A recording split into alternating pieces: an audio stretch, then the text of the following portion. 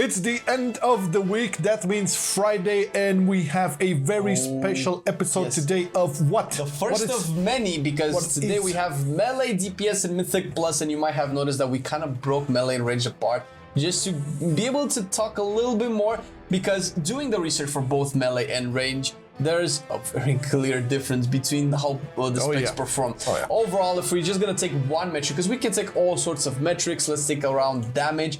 Range DPS pretty much does 1 to 3k more overall DPS than melee. Obviously, this is not everything that a spec has to bring in a dungeon, and it's not everything that we and pretty much every other platform online ranks DPS by, basically. Yes. And in case you didn't know, this is TLF. Tier List Fridays, our weekly show that we go on doing on Fridays. And as Flame mentioned, we are tackling on the melee DPS in M+, which is, I would say, one of our more favorite dishes to get into. We mostly play melee. And that being said, let's just get right into it and start it off with Mr. Arms Warrior. All right. And you played, because you got a couple of keys in with Arms Warrior. What's going on with Arms right now? Okay, well, Arms Warrior is one of the two specs of the Warrior when it comes to DPS. It brings the Warrior utility, which is not that amazing, because Pro Warrior overall I think does better than Arms. So if you really want Warrior, you might be able to get it from Prod, but basically maybe that's what's queuing up the performance of Arms, because if you want the best Warrior spec, it might not be Arms. But there's also Fury in the mix too, like when we're talking about, you know, the whole state of the meta, and then it's again another classic example of one spec being in the shadow of another. We'll get to Fury shortly. You mentioned like Warrior utility. I believe, like, if we're talking about a melee meta, I believe like Battle Shout is always something that's really good for. It's 5% in the meta of Outlaw Rogue, Windwalker. You kind of that can be a bonus. I mean, you know, and you know, Stormbolt. You know, the Fear, Intervene. The Intervene is good that you mentioned it, because actually this is something specific only to Arms, where you can intervene your tank and pop die by the sword. If you do that, let's say if you did that last week, you would save your tank necrotic stacks if you have to stay next to him, because you're taking all of the hits for him and you're parrying the hits. And if I'm not mistaken, if you parry them 100% of the time, you don't get the necrotic stacks either. So that's something specific only to Arms, where you can definitely help you on your tank. And or you can always taunt and just tank for a couple of seconds while your tank gets resurrected or gets healed up or whatever. So that's something that, again, Warrior and only other one or two other classes. I mean, I got a question for you. Is the Mortal Wound effect working on Sanguine? I would assume so, but it doesn't. I mean, what is it, 25% of the whole amount that Sanguine does? I mean, you could probably kill a mob in Sanguine that cannot be taken out easier with a Warrior than with others. I don't know. Does Windwalker have mortal wounds in PV as well? I think it does, but you know, that being said, you don't really want to keep the mobs into Sanguine pulls. You do say that, but there's like we've known about this for a while, but there are a lot of mobs that do have long cast sequences that just stay that. We actually had a couple just the other. I mean, it can help. It can help possibly in some situations, but overall I think, like, if you take like into account like you know, the spec popularity, you know, the fact that it's competing with Prot and Fury, plus, you know, the damage and, you know, utility and all of that, I think maybe a good place to start off with Arms Warrior would be. I think it's around C tier. Like, if you, so basically, to do this kind of research, we looked at Warcraft logs and sub creation. Those are one of the two main platforms. You can look at Radar.io as well for the spec popularity. And it's obviously not all of these platforms are 100% relevant. No, the week is never. The week is just to get an idea. Yeah, it's just to get an idea like how the spec is performing. We looked at other things as well. Warrior, I feel like it's a strong C tier contender. It might be a little bit higher, at least in terms of damage. It's doing really well. I know. It's doing like middle of the pack, higher than a lot of specs, but it's probably just because if you're gonna rank Fury against, let's say, Arms against Fury, then because Fury is a little bit better, Arms is gonna take a dip a little bit. Yeah, and everything is like kind of based on the majority of numbers on 20 plus keys. We'll look at the popularity as well to see how much popular classes and specs are in terms of like all keys, but right now, all the numbers are tuned and looking at from a 20 plus perspective. So in that regard, Arms is a C tier, and by no means does it mean it cannot be, I don't know, pushed to the higher level.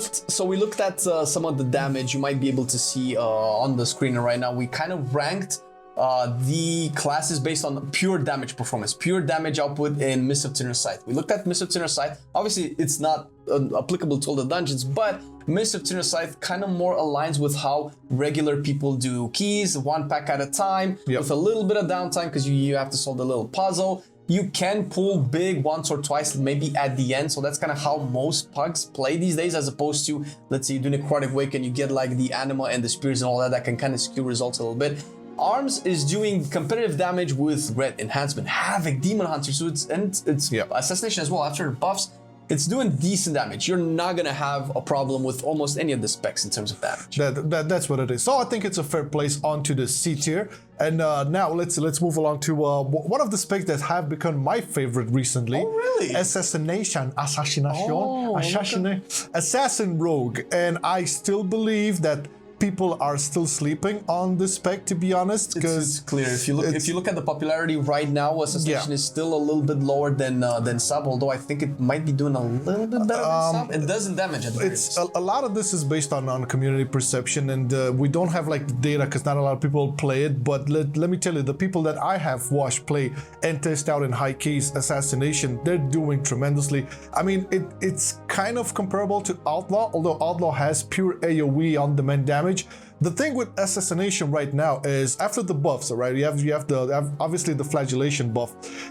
Its bleeds are ticking so nice in execute range, and this works really well in high keys because after that 30% HP and you have like 5 or more mobs dotted up, that damage scales really all of them. So Crimson Tempest packed up, with Rupture and Growth on everybody, and with Flagellation, popping up really high case levels. That damage was coming from. Yeah, this is the legendary that basically like buffs your all of your bleeds and poisons to targets that are below 30%. That is a really fun aspect of Assassination in Mythic Plus. I've definitely felt it, and I'm absolutely in love with it. And I think again, it's something in regards to community perception, people are sleeping on it. I can definitely see Assassination be among the top right now. When we're looking at the numbers so far, it's, I would say it's probably still in the mid-tier zone, just in terms of pure damage. But again, it's not that popular because you have Outlaw, who has been like such a staple for Mythic Plus. I'm just saying, if you have maybe thought about playing Assassination, give it a go. It's amazing and it will do well. I feel right now it's better than Feral. And I have been, about being a strong advocate for Feral in terms of like pure bleed specs, right?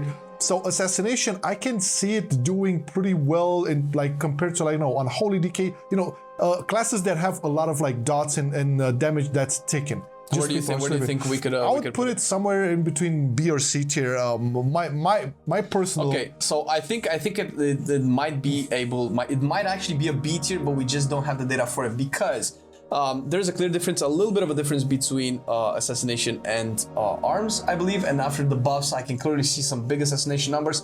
And if you look at its past performance, most analytical data would show that Assassination has kind of been ranked like a D tier type spec. Yeah, that's true. I would say it's a C or a little bit leaning to B. If more people play it and more people showcase the strength of it, because I've seen you on all the 3 rogue specs. I was surprised to see Assassination there. I don't know if he was doing more than Outlaw, probably not. So it's comparable, but that's the thing, right? Like, I would put it into B tier because I will also add to it like the famous rogue utility, which for Assassination, when it comes to like helping out your tanks, you can always put in that crippling poison and then just Phantomize all the mobs, slow them down. That's one thing. And on top of that, you have everything you can play almost always with Prey on the Weak and enable all of your party to have extra damage to the targets you CC. I mean, you stun, cheap shot and kidney shot, plus blind sap and all of that. It's really useful. That with the recent buffs and the damage potentially Rogue's Assassination Rogue can potentially put out, it's definitely a B tier so far. I will see it definitely much more higher in days to come. We'll see what do you guys think. You'll definitely let us know.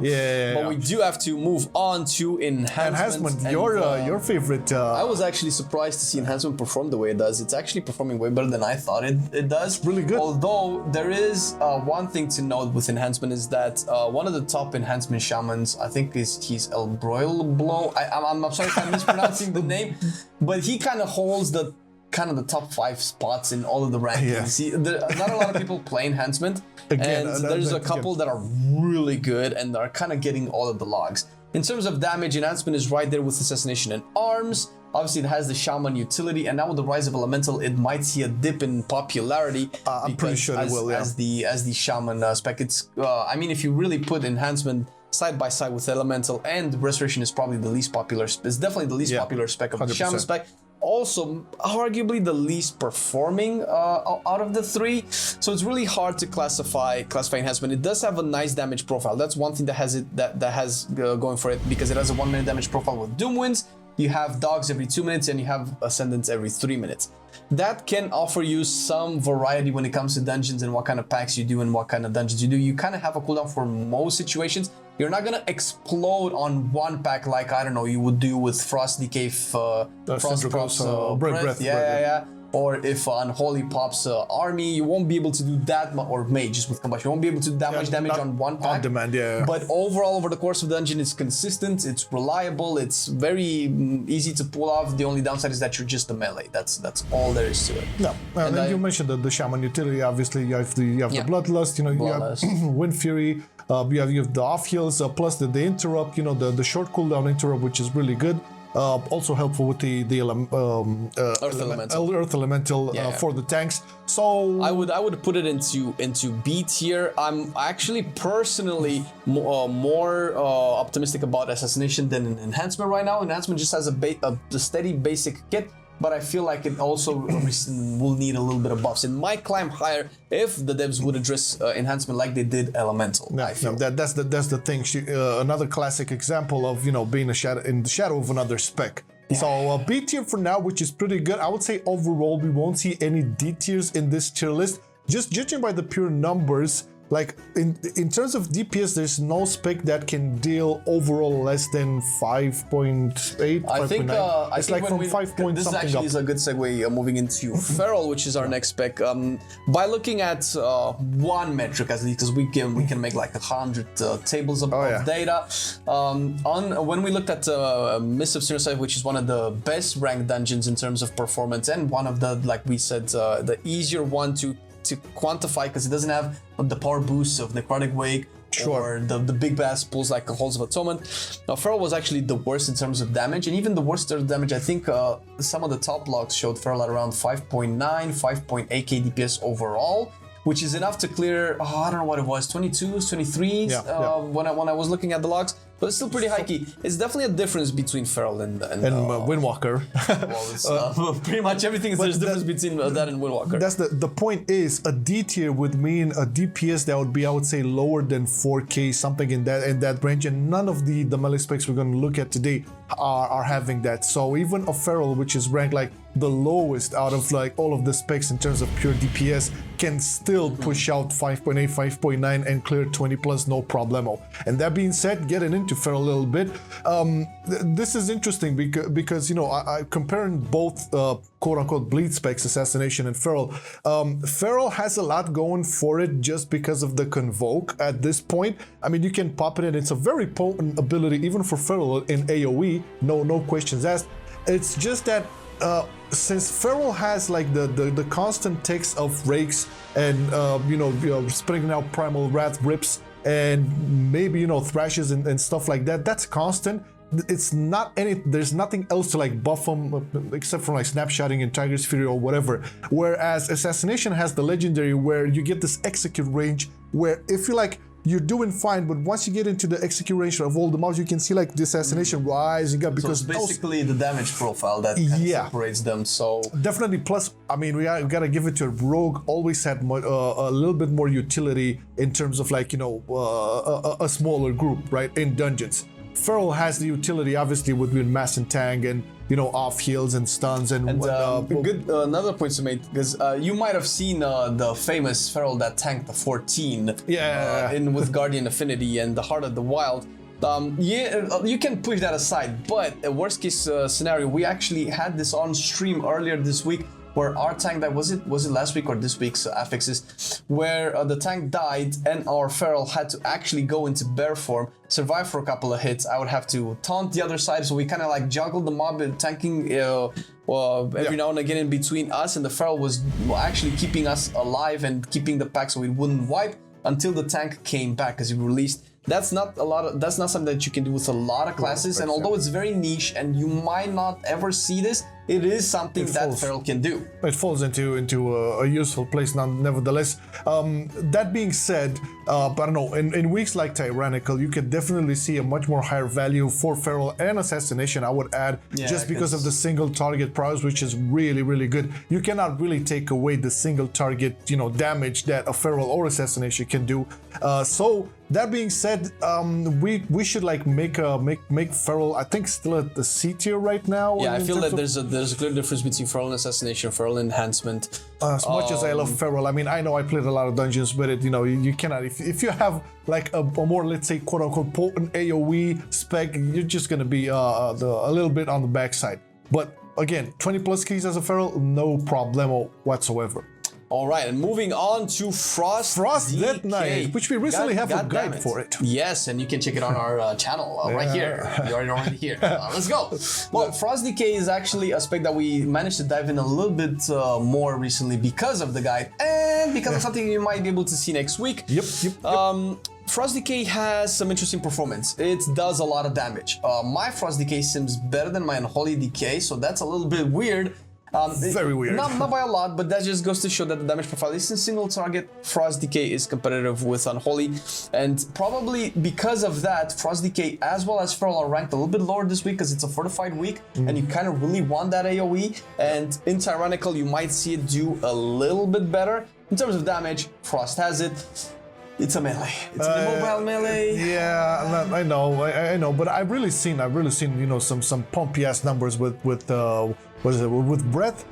Just if you manage to maintain the breath on, you know, big ass packs and stuff, that's gonna lead to a lot of AoE damage. So it's still useful, but when you put it side by side with other specs, on the long run, like in terms of like the overall performance within the dungeon, it's still immobile. There's still gonna be a lot of moving around, so that breath might not be like the best thing to happen. It's still the best performing thing, but it's unreliable, and you kind of want your tank to pull around breath, because if you don't, then that's the you're thing. Pretty much a dead spec. That's the thing. If you're playing breath with pugs, you're gonna have a problem, because if the tank doesn't know, then your breath is pretty much gimped, to say the least. That is the issue of Frost. We are hoping that Frost will see some attention from the devs, because it's kind of been left to the side. It's been a long time. But numbers aside and all of this aside, I think Frost still is around C tier-ish. Around arms, around Feral, although it might do arguably a little bit more damage than the other two, it's still around there. I mean, don't get me wrong, I love me, you know, a anti-magic zone on the Pride. That's also useful, yeah. You know, the grips are really good, you know, the constant slows, it definitely has its utility, don't get me wrong. It's just, you know, judging by all of it, there's other specs that can deliver on almost all departments way better, at least in terms of last week. But let's move it along now to the Fury Warrior. Oh, remember at the beginning of the expansion, I think we talked in raids as well, but Fury was not looking. Fury was not looking. It's nice to see how specs actually evolve during time, and let me tell you this much. Fury is out there with the damage, man. Oh yeah. It's out there alongside Outlaw, which it was like, whoa. Yeah, it was surprising to see, actually. Yeah. Again, we talked about Outlaw being like this staple melee when it came to Mythic Plus, and seeing a Fury there, and this is why we touched upon on arms as well. Fury being so good right now in terms of, like, you know, everything like a warrior can bring, it brings, but Fury has this much more better like damage profile when it comes to AoE, and this week was all about getting those AoE numbers. And you gotta admit it, man, Fury is much more popular, at least in terms of like being more smooth, Yeah, it is definitely smooth, and the legendary makes it smoother than arms as well. Because basically, if you haven't watched any one of the warrior guys, the legendary that both warrior DPS specs are running is Signet of the Tormented Kings, which when you pop Blade Storm or Recklessness, when in case of Fury, you pop one or the other or Avatar at random. So you have two buffs that roll out at the same time. So essentially, if you pop a Rampage, you have the Enrage window, you pop a Blade Storm, and you not only have the Blade Storm, you can also have the Avatar or Recklessness. If you have the Recklessness, you just have a lot more crit, but if you have the Avatar, you do a lot of damage, and you can essentially do this every minute or less because you're playing Anger Management. So you will be able to do it. The damage profile is high. It's like what Enhancement does, but better. That's the thing. And looking at everything in perspective here, I think like when thinking about placing Fury close to S tier, but yeah, maybe A. That's the thing, because looking at Sub Creation, they're ranking Fury S tier. It might be able to perform around S tier, but the logs don't show that right now. Not a lot of top melee DPSers play Fury right now, because there's a big difference between Windwalker and Fury. Although Fury kind of seems to perform similarly to Outlaw, obviously their utility is not the same, and Fury is still a squishy spec. But I see it personally as a top A tier, potentially S tier. We'll see how things go in about a month or so, and see if Fury actually climbed higher, or maybe the other specs have performed better. But it's looking good nevertheless. Looking good, and especially when compared to when we first started looking at this. It's a good path moving forward, and again, community perception can alter this a lot. If more people would play Fury than they would play Windwalker, then you'd see probably a different tip of the balance. But let's see how Havoc is doing, which is doing hot damn, baby, Havoc is doing a lot better, and I've seen some Havoc's pump some serious damage, especially, I don't know which one it was doing some crazy damage with Unbound Chaos. Was it? I think it was recently buffed. The Fell Rush does a lot of damage talent. It's Unbound Chaos. I've looked it up. It's crazy. So Havoc is not where it was in BFA. I think that's pretty much clear. The utility is there. Utility was always there, but like the damage. I remember in BFA, Havoc could really pump out some serious AOE damage. But then again, you didn't have the AOE cap. Now we're looking at it. I mean, it's not doing bad. It's actually really good. I just feel like in terms of like why would you have a Havoc in your team? Like if you had to choose between a Fury, a Havoc, and I don't know, an Enhancement, that actually depends what tank you have, because the 5% magic damage addition is amazing if you have a Boomkin or a Mage in your team. I have this wizard. I mean, yeah, you kind of have to think about it that way, right? If you're running in a coordinated group, Havoc is better if you don't have a Vengeance, because that 5% damage that you're bringing obviously increases your damage by a tad, but increases the Fire Mage and Boomkin's damage. So if you really want to be super nitpicky about it, look at a Mage or a Boomkin or any other spellcaster in your group. The total damage at the end, take that 5% for yourself. Be a happy dude. And then be proud of yourself. I think the damage profile is pretty great, and you cannot really underestimate it. It kind of always has been like this in terms of pure AOE damage. Havoc kind of almost always delivered. Utility wise, obviously you have the Imprison, the incap, which allows them, talking about Mists of Sight, skips. It's actually a good skip there, and you can skip without having to go into combat. Obviously, Darkness is really good for Prideful and all the other Darkness things. Yeah, it's up there with the anti-magic zone as well. The range interrupt as well. The mobility. Having Blur for yourself. Being a little bit more sustainable. So it's definitely. I would put it like somewhere into the A tier. It's definitely A tier. I think Fury might have the potential to be a little bit better, at least in terms of damage, but I feel like Havoc has a little bit more utility, brings a lot more to the group than a Fury would do.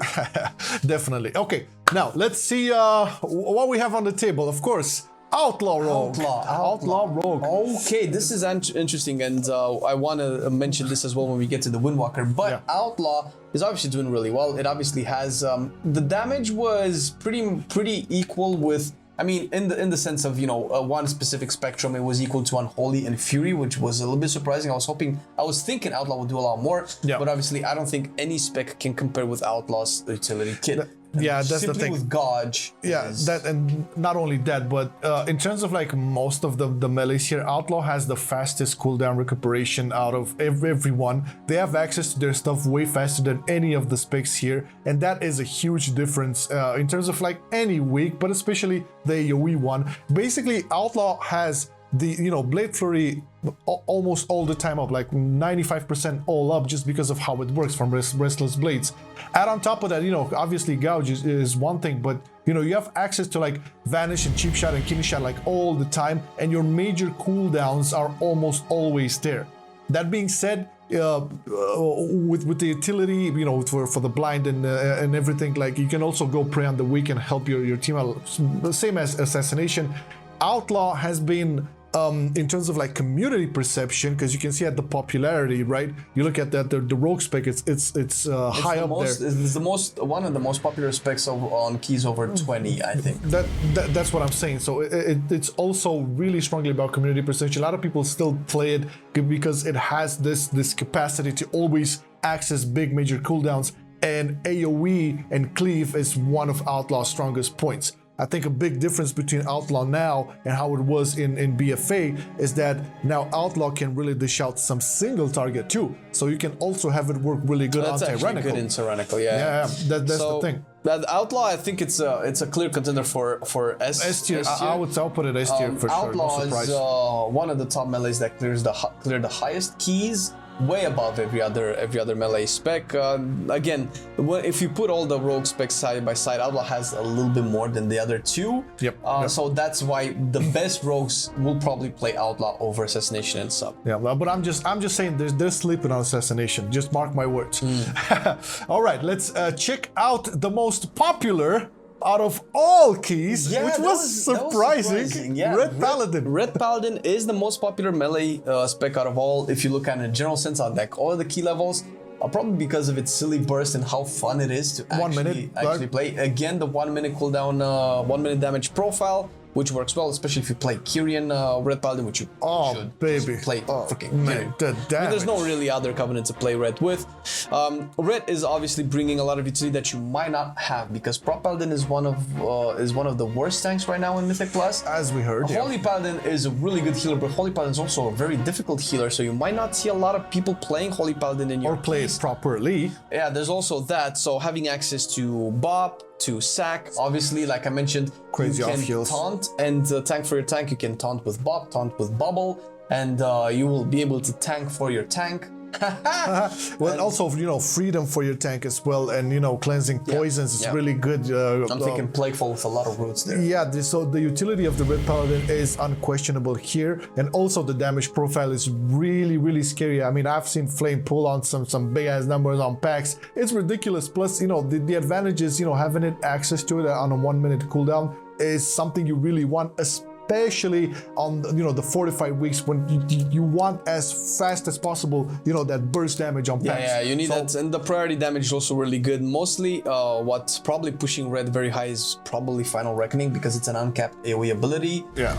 And it's really good. And also when it comes to single target, if you play Execution, which you should, you can pump some serious numbers into single target. Like most of the keys that we did with me on Red, I didn't really have time to put as much into Executions as I could.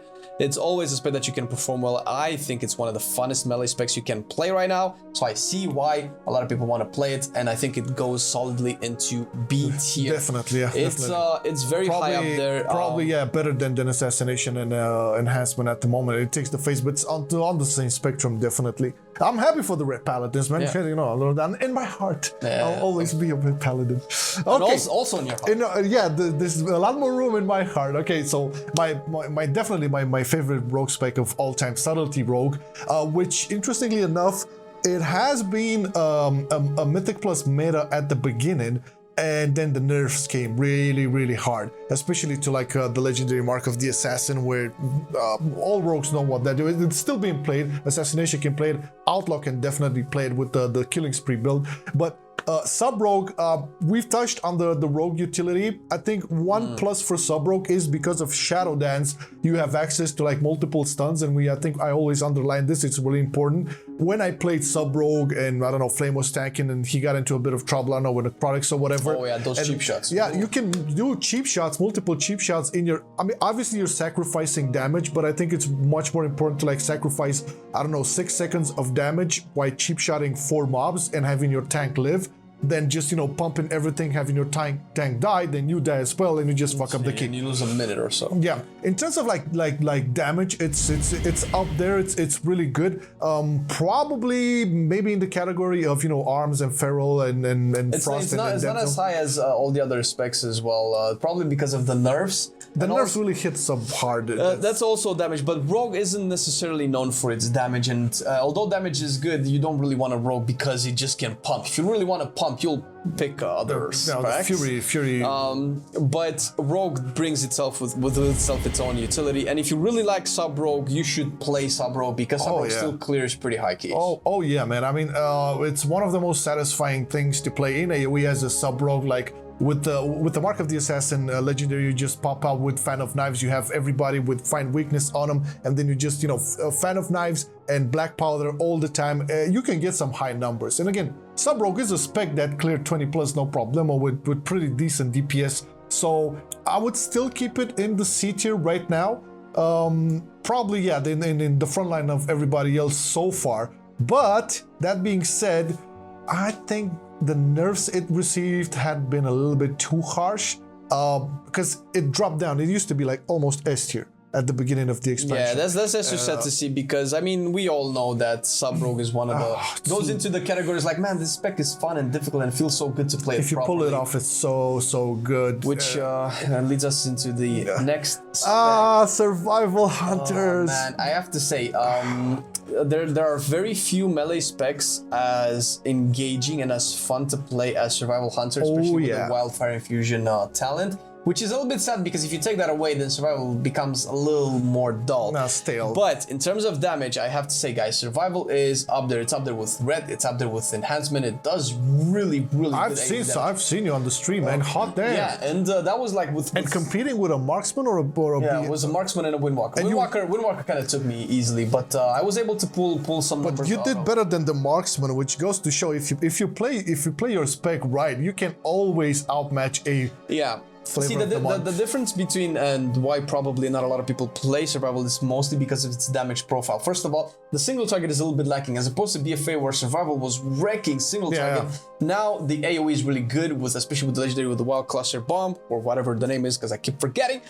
But the thing with Survival is that its damage profile is set to 2 minutes. A Wild Spirit and Coordinate Assault, which I mean, it's really good. When you have it, you have it. Pump. But outside of it, you don't really have a lot. You can do decent damage. It's not as I don't feel like it's as high sustained as Enhancement is, or Havoc, or definitely not Fury, while is Marksman has volley every 45 seconds to a minute, I think. So that's quicker damage profile, which is probably why a lot more people play Marksman as opposed to Survival. The damage is definitely there. The heart utility is definitely there. The only thing that's holding it back, I feel, is the 2-minute damage profile and the fact that it's a melee spec as opposed to a range spec, because it's god-awful to play melee in some of the it's more punishing for sure. But it's definitely a love letter to a spec in World of Warcraft that has, you know, good numbers and high satisfaction when mastered correctly. So taking into account everything. I think it's still a C tier. I think in terms of damage, it's probably the best DPSer in C tier, but I don't think it has the same kind of value that maybe a Sub Rogue have. That's true. Everything that Survival does, Sub Rogue does better. Sap is better than Trap. Because Sap doesn't put you into combat. You do have Bloodlust with Survival, which might actually be what's keeping it from getting into a D tier. And if you're worried about those damage meters, man, I'm telling you, just play Survival. The damage is fine. It's just when you consider everything else, it's lacking a little bit, and you might feel a little bit bad on single target, which is probably the issue of most C tier DPSers right now. Yeah, and I mean, Feral, I wouldn't say Feral can do. Feral is good. Feral is good. On single target, probably Subtlety Rogue as well. Because I remember when playing on bosses, there was like easily no competition. But now there's a lot more to take into account when ranking all of these. It's not just damage, it's not just single target or AoE, it's the whole package. right? Alright. So let's look at some of the whole package right now. Yeah. Who brings the package home, baby? But Unholy. Unholy DK, Alright, baby. alright. Okay, so this is a spec that you've played quite a lot, and we talked a little bit recently about Unholy DK. I thought that losing Fester might make Unholy easier to play, but it's actually a little bit harder to play now, based on also something that we talked about earlier today. But Unholy, I was actually coming back into Unholy after I played a lot of Frost, and I was realizing that it's a lot harder to do the damage that Frost does with Unholy, which their damage is if played at an average level, Frost can do better than Unholy, but Unholy, if you play it right, you're going to skyrocket. And Unholy obviously has uncapped AoE with Epidemic, which can spread, uncapped with Virulent Plague or Outbreak, or Unholy Blight, which is really good. And you can play Army of the Damned, I think it's called the Last Road Talent, where you can also get Army of the Dead quicker, so you can have it almost for every boss as opposed to maybe like 2 or 3 times per dungeon. You might have it at least 4 times, which is really good. And the fact that its entire kit revolves around you reducing your cooldowns by just playing and spending runic power is really engaging, makes it so that you have a fun time actually optimized, like, oh, do I want to do this now or do I want to wait for the next pack? Do I want to use it for Prideful? It's really interesting. And if you also play Necrolord, which you have that extra grip from Abomination Lymph, which is also really good this week because of Sanguine, but helps with all of those casters that actually are not casters but like rangers. They just added a lot of archers, man. You cannot kick them, so you kind of have to keep gripping them. I feel Unholy has one of the best potential damage profiles out there. It's not on S tier, I don't think. But A tier, I think it's the well-deserved A tier. It's one of the, I would say in terms of popularity, it's up there, one of the most played specs in Mythic Plus. So we have to take that into account as well. And it leaves us with Windwalker. Yeah, the Windwalker Monk. It was nerfed. I know, man, but can we put on the screen now like the damage profile so we can see the differences? Yes. Okay. So if you look now, because we were talking about this previously, right? Yeah. Okay, Feral has 5.9, I believe. Okay, and I think that the highest Windwalker that I was able to see was 9.6. No other class, no other melee as well. You will see this from ranged DPSers, but not from melee. Yeah. And obviously this is one instance, but it just goes to show, and that was without Power Infusion, and that was without any form of Anima Battery or whatever you see in Necrotic Wake. Not everybody can do that. I understand this, and very few can actually do that because you also need a decently high enough pack to be able to pull off. But then again, you can pull high packs with any DPSs, but only Windwalker manages to get those numbers. So after a while, you just have to draw the lines like, okay, it's good. This is after the supposed 10 to 20% AoE damage nerf, because the key that I was looking at was done yesterday, no, the day before, because you might watch this on the 2nd of April. It was done on the 30th of March, which was really good. So on one hand, Windwalker kind of deserves its own tier, but on the other hand, no, we have to place it in sort of like the same spectrum, and obviously the damage profile is absolutely insane. It's and on top of that, being mobile, being able to off heal, being able to use Ring of Peace, where you cannot skip with Paralyze, you can skip with Ring, you can just push them out of the way. Mystic Touch on that note as well, the Incap stun, the AoE stun. So it has a lot of things going for it on top of a very big damage profile when compared to all of the other melees, and it's no surprise it's among the most popular. It's being played in all high level keys, but that's the thing, right? Like circling back to the damage profiles of all the specs. Now I think it's like, as you can see the big picture here, this is obviously a snapshot of one of the biggest group that can play their specs to the fullest, right? Yeah.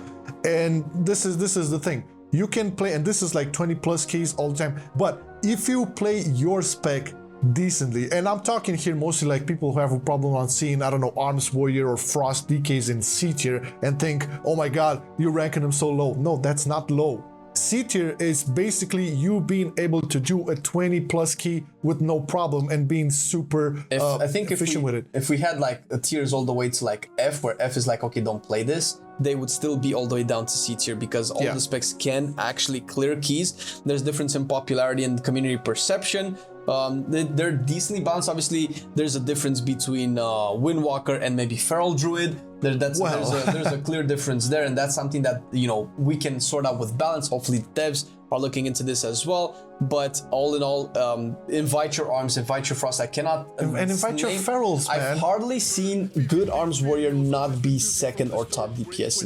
in mid-range keys, right? So this is we're coming from a place where we play a lot of mid-range keys and see a lot of people in the mid-range and play with all the specs. I'm pretty sad to see, like, when a druid is applying to a pug, he gets kicked out because he's not a boomkin. And same thing with DK, if he's not unholy, he's frost, he's getting kicked out. Or hunter, and so on. Hunter playing survival. Don't be those guys. If anything you can take out of these tier lists is that all these specs can work at a high level, and the lowest minimum DPS they can do it's from Feral 5.9k, which is more than enough to do your KSM. Let's just put it like that. Yeah, and you know what else is more than enough? Oh my God, you're so poor for the segue. Thank you so much. Thank you. You guys make most, if not all of this possible. We cannot thank you enough. It's a time where we're really appreciative of all of the support that we get, and obviously all of the support that we're getting on Twitch as well. And you can find links to everything down and below, especially if you want to support us a little more. It's it's not required, but it's very appreciated, and it does help out with improving everything around here. As maybe some of you already noticed, like, we're constantly improving like the quality of the stuff that we're doing and having some more surprises in store for you in the future. That being said, thank you so much for watching up until this point, and have a great weekend ahead. Take care. Bye. I've been loving it then, I still love it now. Still, I play WoW. Still, I play WoW. Getting better every day, let me show you how. Cause still, I play WoW. Still, I play WoW. It's getting harder to stay, but at the end of the day, it's a guilty pleasure, so just log in and play. Whether it's classic or retail, I'ma do a /bow. Still, I play WoW.